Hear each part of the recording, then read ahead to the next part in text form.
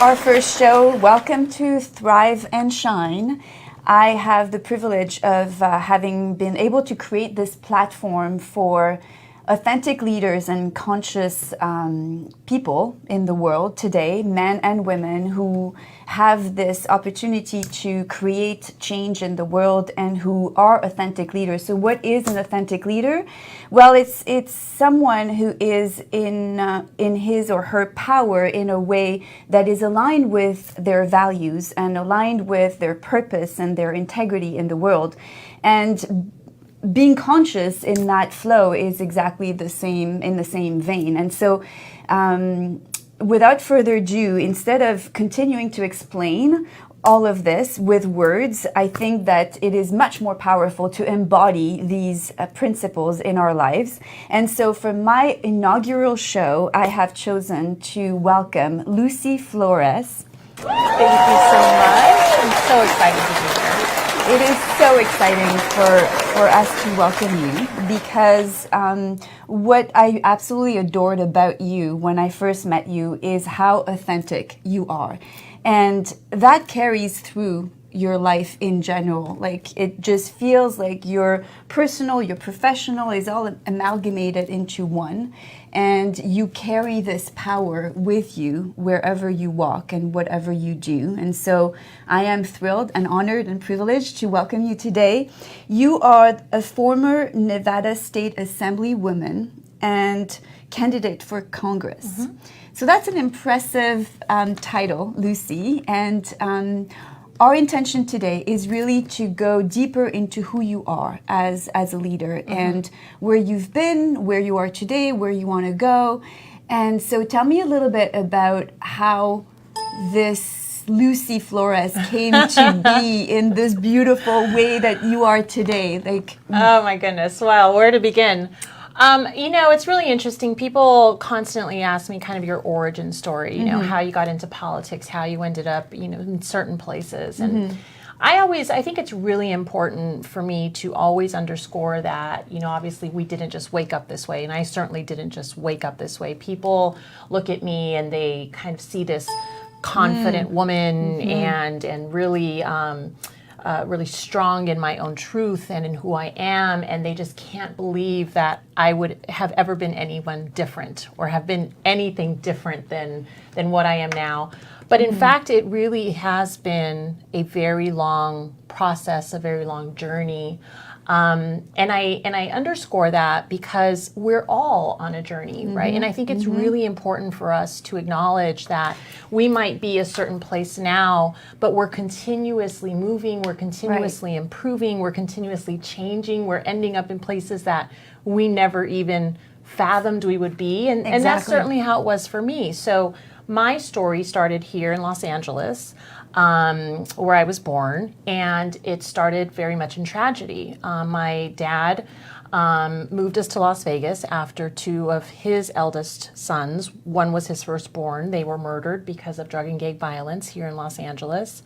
And my dad obviously was very affected by that and blamed himself a lot for feeling like he didn't do enough or he wasn't there for his family. And so he just kind of packed us all up and moved us all to Las Vegas to try to start over. And we were very poor. We were unfortunately living like a very stereotypical immigrant family in this country, struggling, very low income. Or perhaps fortunately, because it probably gave you the fire to be where you are today. Well, sure, but at that time, obviously, you're not recognizing those things, right? No, for sure not. And it was a very, it was a difficult life, but it was a good life. You make do, you figure out how to make it, and you just, you make do. And we did that, and it wasn't until my mom decided that she no longer wanted to be a mom and left my family when I was 9. And that's really what started the biggest troubles for me. I was only 9 years old. I didn't understand what was happening, why my mom would leave. It was just a very difficult time. And because I was growing up in a very low-income community, we didn't have the resources available to us in our schools. No one was talking to me about college or doing all of these things, right? I was literally surrounded by all kinds of negative influences and crime and drugs and violence and gangs. I mean, that was my everyday existence. That's what I saw as my life. That was your normal. That was my normal. Right. And so when I started experiencing all these problems at home and I didn't get the intervention that I needed in school or otherwise, I started running away and getting into trouble and, just really acting out because I was having so many issues at home and there was absolutely nothing there, no one to intervene. So instead of actually getting the help that I needed, I started getting arrested. I got put into the school to prison pipeline. My very first arrest was at around 12 years old. Oh, wow. And instead of, again, getting the help that I needed, instead I was arrested, thrown in the back of a police car, fingerprinted, strip searched, thrown in a cinder block room and treated like a common criminal simply because I was ditching school or shoplifting or doing these minor things. And so that went from bad to worse. And eventually I ended up on juvenile parole when things got more serious and I started hanging out with gangs and doing, bad things because that's what was there for me. And it wasn't until someone came into my life, my parole officer, of all people, but she was really the first person in all of those years who treated me like a kid with problems instead of just a bad kid. She had the opportunity to revoke my parole and send me back into the same system that I was constantly being churned in and out of and continue that cycle for me. But the moment that she had the opportunity to do that, she didn't. And I had already expected at that time, that she was going to treat me like everyone else was, that I was going to go back to the correctional facility, and that I'd end up in prison or dead or a pregnant teenage mom or just a welfare mom or all of these other things that I had experienced up until then. Can I ask you, what were you feeling at the time? Like, what was going through your mind? What were you realizing or not realizing? At that time, again, because of the fact that it's so important to have these intervening forces in our lives. That's why when I advocate for public policy change and other things in my political life, we cannot assume that us as people, as humans, are just going to one day realize that you can do better or that there's other things out there for you or that there's other opportunities. That's why things like what you're doing and this show is really important because it has to start with the thing that you can see. You can't be what you can't see. And so for me in that moment, I really did think that that's where my life was going to end up. And because this person was that intervening force, that factor in my life, she made me realize that perhaps there was something else out there for me. And I didn't know what that was because I had no concept of what that was. I had not been exposed to that relative, yet. Exactly. Right? So fast forward several years later, I successfully get off of parole. I do drop out of high school because, again, that was completely normal in my family and in my environment. And then I ended up getting more mentors and more people in my life who would constantly tell me that I was capable of more, that I should consider going to school, that I was really intelligent. And it got to the point where eventually I believed them. I heard it enough where I actually believed them. Did you find yourself resisting that type of support and help since you had been that person, right? Absolutely. That kid who was resisting authority, Absolutely. everything that was around. Well, and you don't actually believe that any of those things are real. Or that they're going to believe in you. Right. Like, what does that feel like? And you don't believe that for yourself. That's right. You have to build up that confidence, build up that sense of self, build up this idea that you can actually do those things. Go beyond. And it finally got to the point where I heard it so many times that I said, maybe I can do this. So I got my GED when I was 21 years old. I enrolled in the community college that, by the way, I had grown up just a couple of blocks from, and I had seen growing up my entire life, but I never knew that was an institution of educational learning until it was far too late, until I had dropped out of high school, until all of these things. I never knew what that building was because no one ever talked to me about that being an opportunity for me. That was the type of system that I had come out of. And you don't know what you don't know. That's right. And so when I finally realized that was a community college, I was like, oh, okay, that's what that is. And then, of course, I didn't even know how to go about it. I thought that, you had to be accepted in order to go there. Right. I had no idea that literally anyone could go to community college.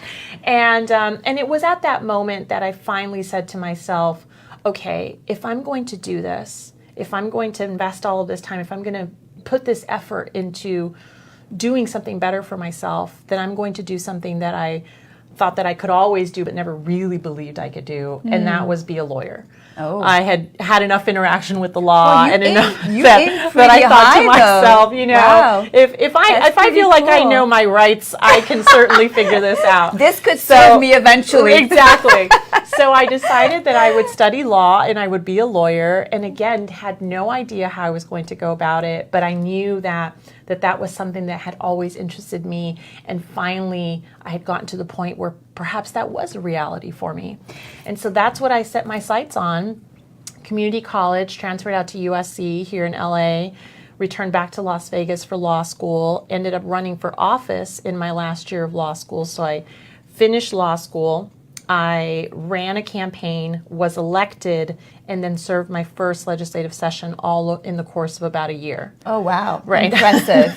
When you go, you go. Yes. All out. Okay. And it's been that way ever since. But, I always talk about where I started to where I am now, because, again, it's just really important to highlight that it is a journey and it is a transition. Absolutely. And when I stepped foot into that legislative building as a law student initially, I of course never envisioned that I would end up serving in those chambers as a representative of my community, that I would end up, of course, doing all of these different things. And frankly, I stepped into that chamber as a very scared and very intimidated and very, and no one would ever believe this, but quiet. Well, and person. That's beautiful. I love that you are sharing this, because I want to highlight, if you can go back into the feelings that you had at the time, what did you tell yourself in order to step over this big you gave yourself a huge opportunity going from where you were to law school. It's not like, oh, okay, so I'm going to be a manager at some, not that there is anything wrong, but you just jumped ahead a lot. So for me, it was always really important to recognize my surroundings and who was there. I started out in the legislature as an intern in my second year of law school. Literally 2 years later, I was raising my hand to be sworn in as one of the first. Myself and 3 of my Latina colleagues were the first Latinas ever elected to the state legislature in the history of Nevada. So in 2 short years, I went from very scared and very intimidated intern to a state representative. And the reason why I really felt confident about it is because, frankly, I would look at everybody else and I would see that they were people just like me. They were women just like me. They were men just like me. And I thought to myself, none of them are smarter than I am. And at the very least, even if they are smarter than me, I'm at least as smart as them. If they can do this job, I can do it too. That's awesome. And so that's always been the way that I've overcome feelings of fear and inadequacy and perhaps feeling like, you're not good enough. Because frankly, when you look around, you are good enough. It's our own perception of ourselves, right? That's exactly right. And that's a common denominator. between everyone, we all at some point feel like we're not good enough or we are not loved enough, and we create opportunities to bypass that or fill that up. And so I love that. I love how you looked at it, actually, because I remember some of my first steps when I created some bigger opportunities for myself in my life, and mine was baby steps. I would get overwhelmed by the size of my dream, and I would literally want to shrink it and bring it back to something that I could actually chew on little by little. And I remember telling myself, baby steps. I'm just going to do the very best I can every day, baby steps. And so similarly, so did you have also a sense of justice from very early on, from all you had gone through, and how you could actually use that as leverage to create a different platform for the Latina group? Absolutely. You know, for me, I always tell people that because I got off to such a late start where I feel like I was catching up, I was always catching up, I really didn't experience a childhood. My mom left when I was 9. My little brothers were 3 and 4, and I became basically the mom, trying to take care of my 3 and 4-year-old brothers, and trying to be an adult while still being a kid, while still experiencing all of these feelings that I didn't understand. And so I felt like I never really truly had a childhood. And then by the time I did get to my college aged years, I was still playing catch up because I was off getting my GED when I was 21, but everybody else was already going to university and doing, kind of starting their lives and their careers at 18 and 19 and 20.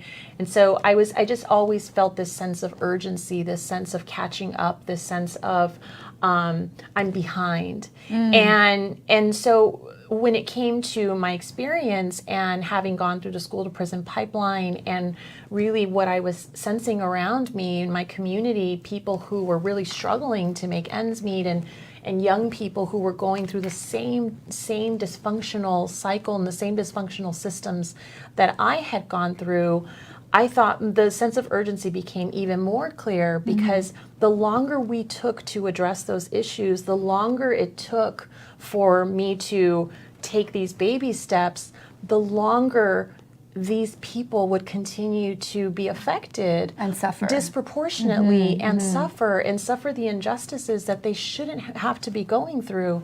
And so in many ways, I guess for me, I just felt that there was a bigger purpose in what I was doing, and because of that, I didn't have the luxury of taking little baby steps, or frankly, the luxury of being afraid. I had to be bold, and I had to think big, because there were big problems to solve, and you can't, at least in my mind, address a big problem without a big solution and without big, bold intentions. Right. So it was a higher purpose. You felt very early on. And that's what I think is so critical for just people in general, whether it's public service or business or your family or your own personal growth. Well, I'm very privileged and I'm very lucky that you say that if you find something you'll love, you never work a day in your life. And that's true, because the true meaning of that is that you have found something that is your purpose. Exactly. That calls your heart, your soul, and everything. And that could be anything. And I think that's very scary for people, because sometimes, you're doing your day-to-day job and you don't love it and you're miserable and you hate getting up every day and going to work. But it's also scary to think about what is your purpose, or maybe your purpose, but it's scary to jump right into that and not have a roadmap.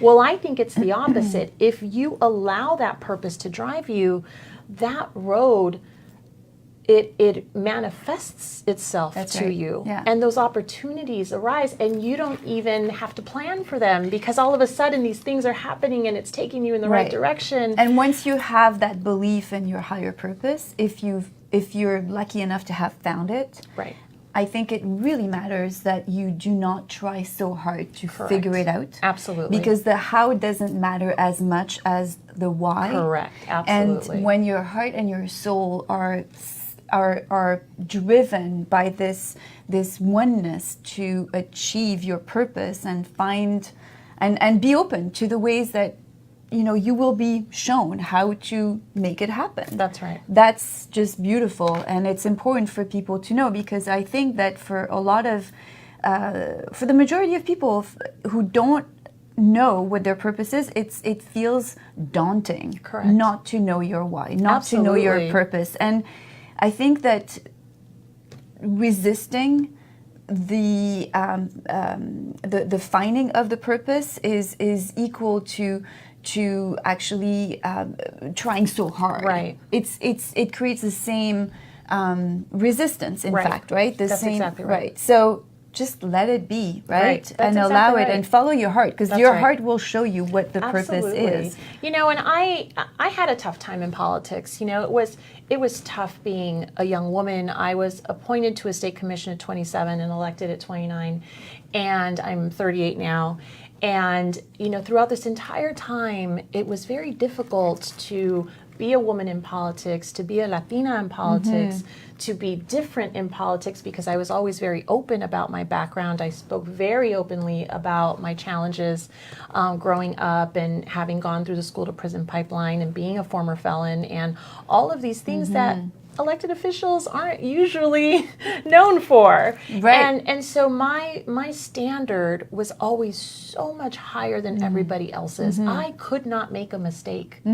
Whereas my white male counterparts, they could make every mistake in the world, but yet I was always being treated differently. I mean, just look at recently what's happened with, you know, Serena Williams and how differently we are treated for either a mistake or not a mistake, but we're accused of those mistakes. That's correct. Yes. Right. And yes. so my last 10 years or eight to 9 years was really just an exercise in persistence and patience and really building up an armor, if you will, because I had to essentially deploy all of these survival skills. But, you know, I lost my last election when I ran for Congress in 2016. And it turns out that the person that I lost to, everyone knew, but of course, because of the way politics works, this man was outed as a serial sexual harasser, has now resigned and so you know, all of these things occurred afterwards, and yet everyone knew it, and yet because he was this man and he was chosen, he was going to be the next one, and that's who was elevated. How ironic. It was incredibly ironic. And I was asked to go back and to consider running again and doing all these things, but by then I continued to follow my purpose. And so even though what could have been a very devastating loss for me and feeling like I had kind of been prematurely cut out of politics, and really feeling like I was emotionally and physically and spent in every way possible, that I was done with politics, at least for the moment. I continued to focus on what it was that truly drove my work, and that was elevating underrepresented communities and helping to advocate on their behalf and helping to move policy that improves people's lives. And that is really your purpose. And that is my purpose, whether I achieve that in elected office or whether I achieve that elsewhere.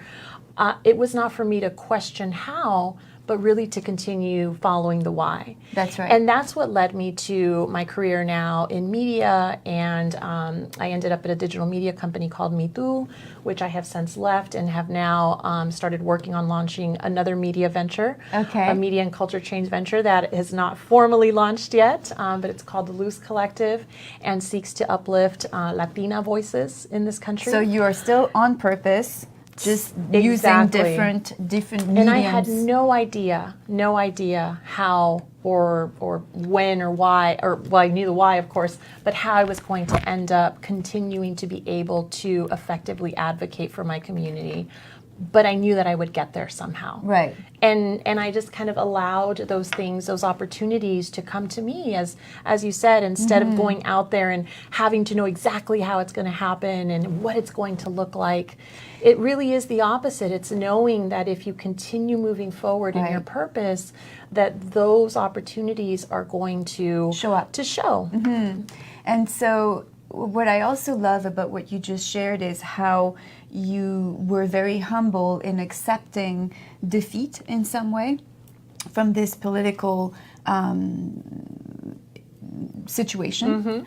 And it sounds like you used it as well as a stepping stone to continue focusing or reminding yourself that you need to focus on your purpose, that whether you are in politics or whether you are creating your own media company, the most important is that you are still on purpose, and that you allow what needs to be shown to you to come in so that you continue to walk on your path. Correct. Right? Yeah, absolutely. I love that. And so, as a woman, how would you say that you are using your authenticity as a powerful woman to allow this to be shown to you? How do you integrate your womanness in your life, in your professional life? You know, one of the things that I realized in politics, given that it's definitely a male-dominated world, and even if it's not male-dominated, there's certainly not a lot of younger people or people of color in the system. And so I used to get these questions from these young women who would come to me all the time, whether they were young lobbyists or other colleagues who were running for office or even older ones. But, you know, primarily these young women who would come to me and they'd say, what is your advice for how to best prepare for this big hearing that I'm doing? Or what is your advice how to best be ready for the next legislative session or just to be prepared for this job? And I would tell them the very, very best thing that you can do is just know your stuff in and out. You don't have to try to pretend to be someone that you're not. You don't have to try to pretend to be more aggressive or match this male dominant behavior or Hallelujah.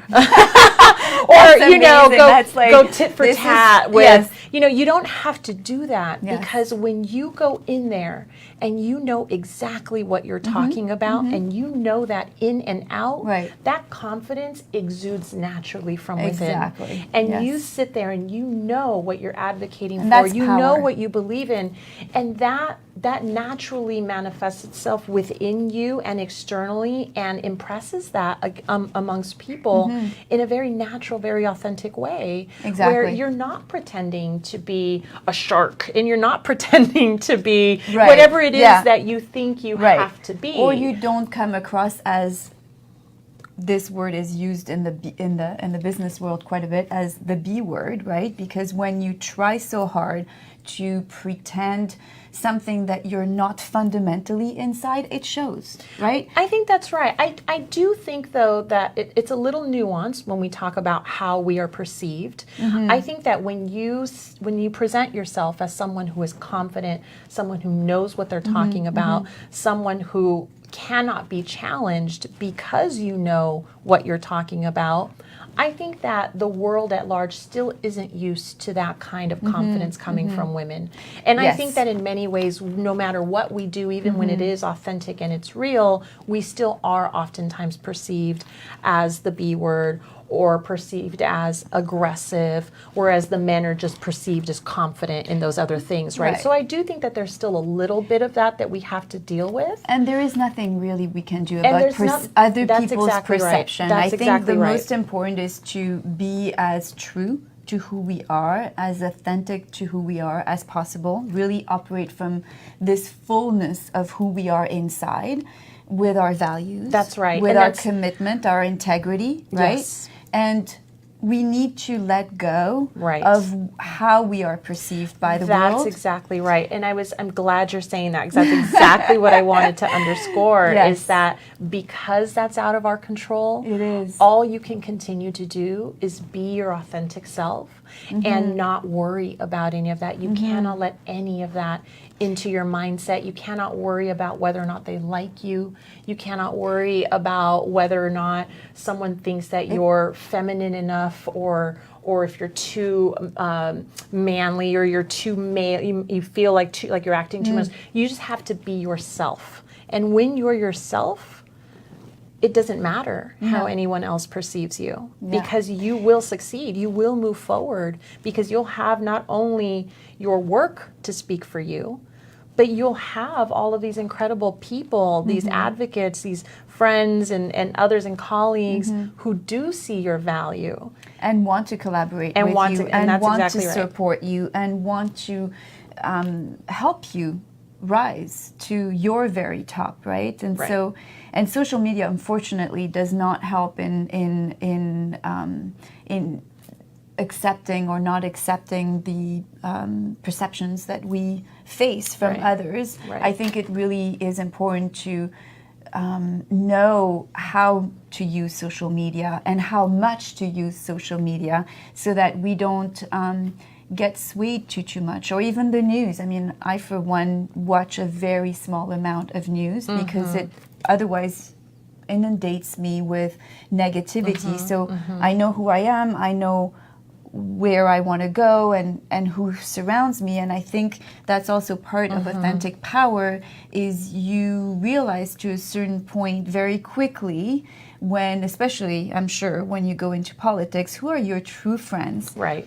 and who do you want to allow in your world, who do you want to work with. I mean, Right. I'm sure it's really helped you get to know yourself even more and know who are the ones you want to have in your life. Absolutely. And I think, I'm glad you brought up social media, because another really important thing to keep in mind is that when you truly are your authentic, fully realized self, you don't need those external factors. You don't need those external voices to validate who you are.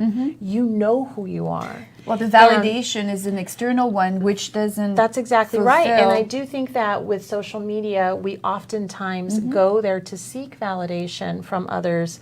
Are we pretty enough? Are we smart enough? Are we popular enough? Are we all of these things enough?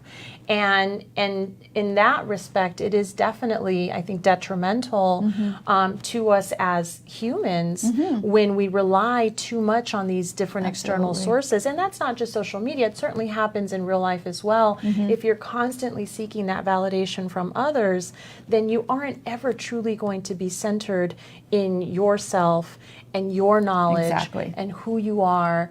And that's not to say that there aren't days when you have self-doubt and that you don't. That's part of the journey. Correct. I mean, that's right. The journey is really to be able to use these moments where we're not feeling centered, where we're experiencing contrast and experiencing fears, and understand, well, what is it? Why am I feeling this way? And turn it around and use it as a platform to get to know who you are even more. Right? So then this is a perfect segue to, what is your definition of authentic power? Gosh, it's an interesting question. I guess my definition of authentic power is power that comes from within, from the passion that drives you, that manifests itself in a way that's unique and fulfilling to you and you only. I think that's I love it.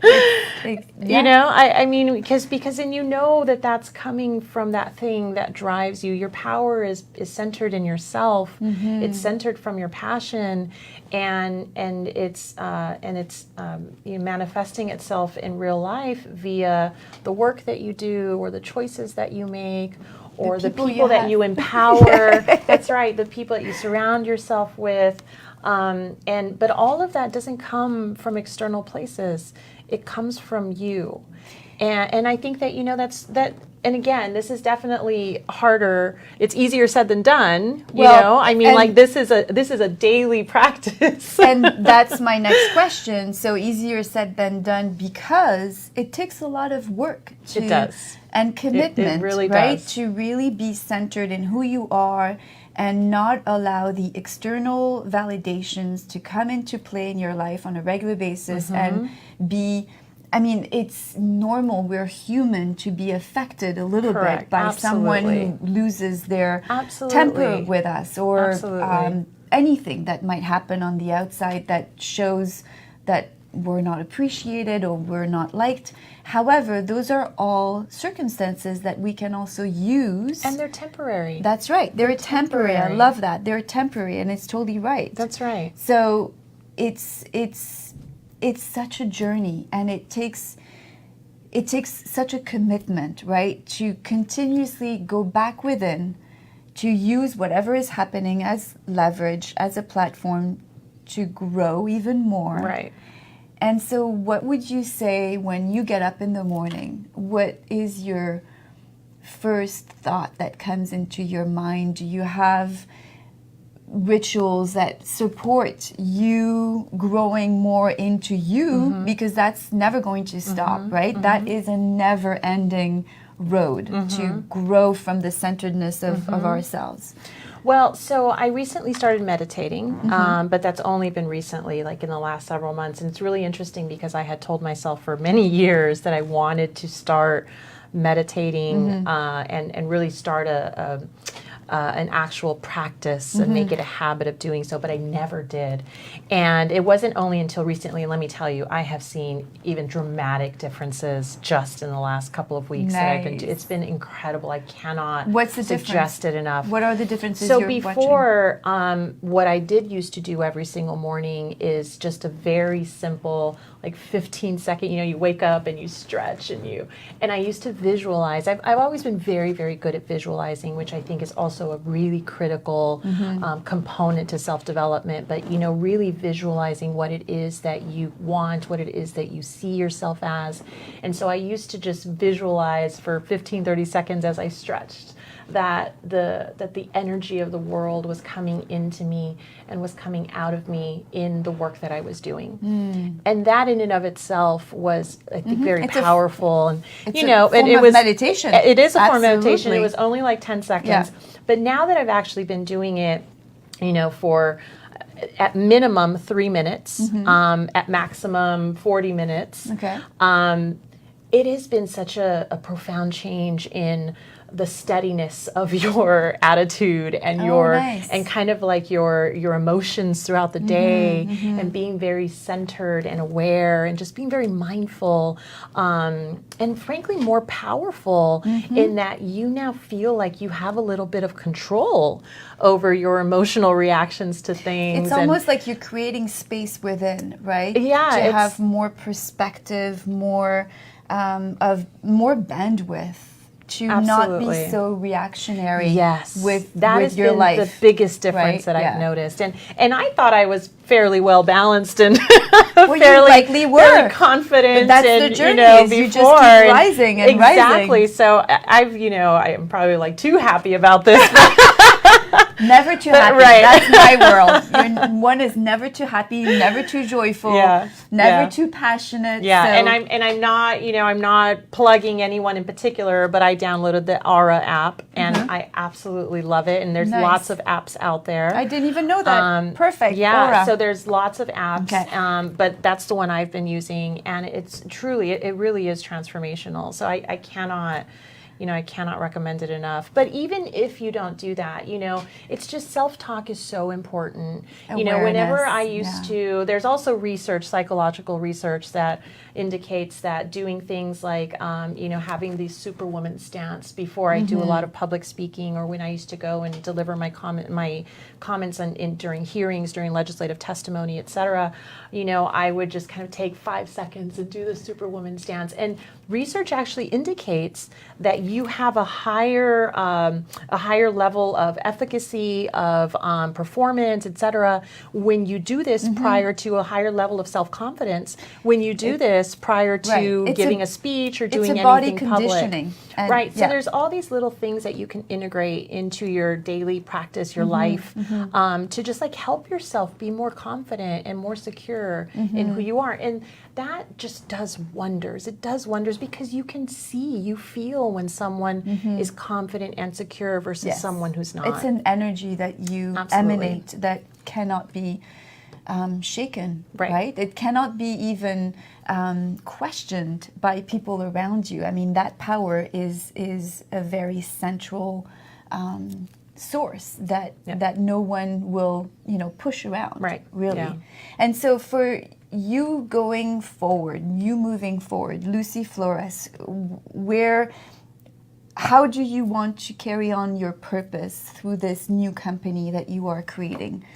Well, so for me, it's always been about creating much as yourself, creating a platform for particularly women, but for myself, for Latina women, but that's not at the expense of others, to be clear, right? When we uplift one woman, we uplift all. Absolutely. And the Latina community has been so severely underrepresented for so long that there really needs to be intent behind creating a space that elevates their stories, that elevates their voices, that changes the stereotypes of what people believe a U.S. Latina is. And so for me, part of my purpose, and again, being someone who either is a part of being a voice for a community or does my best to elevate that community and to really change circumstances for that community.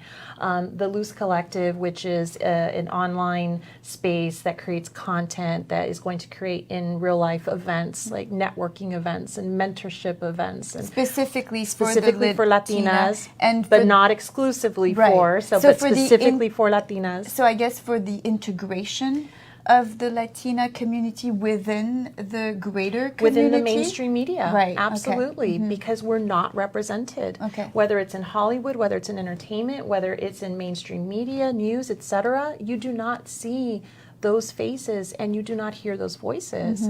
And yet Latinas are the largest demographic within women of color in the entire country. So there shouldn't be that severe of an underrepresentation of our voices.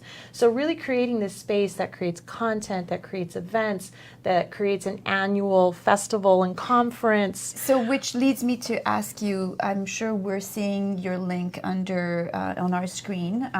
I just would like to hear it through your beautiful voice. How can we support you? Where can people find you? Well, you can, so we haven't formally launched yet, but we will in about the next 4 to 6 weeks. So our website is the Luce Collective. That's Luce like L-U-Z, which is Spanish for light. Oh, so, I was wondering. Luce Collective. Okay, that's Luce awesome. Collective. We're on social media platforms, so Instagram, Facebook. On Instagram is the Luce Collective.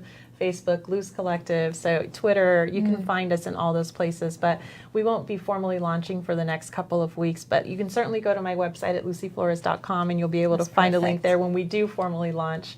And it's for Latinas, but it's for empowerment of all women. And it's really amazing to be able to support each other. Absolutely. Well, this is really what is happening in the world right now, I believe, is there is a collective consciousness that is rising and giving access to women to rise together, actually. And that's how we met. We met at the Elevate Network, where you were presenting on the politics in the U.S.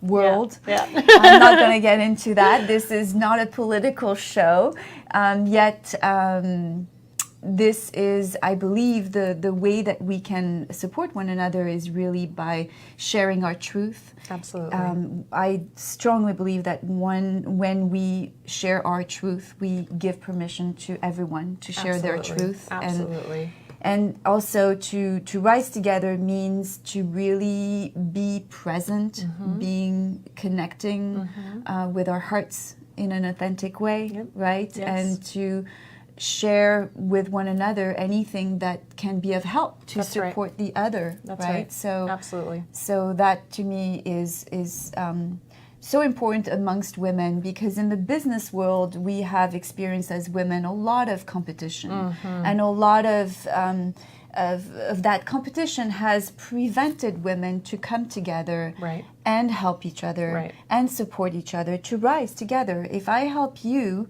rise to your higher level, I'm helping myself, in fact, right? Yes. So there is no reason to let competition come in the way. Right, which is why I'm so excited for this show. I'm so honored to be the first person. Of course. And I can't wait to see what else you continue to do and how you continue to uplift women. And uplift women and men, actually, because this is a show about men and women, and it's interesting because it's the only part of the brand so far that is, bringing the men towards us, so that we can share a common denominator through authenticity and consciousness in this world. So I'm excited to have more men on the show, on this platform. Thank you so much. Well, I'm excited to hear it.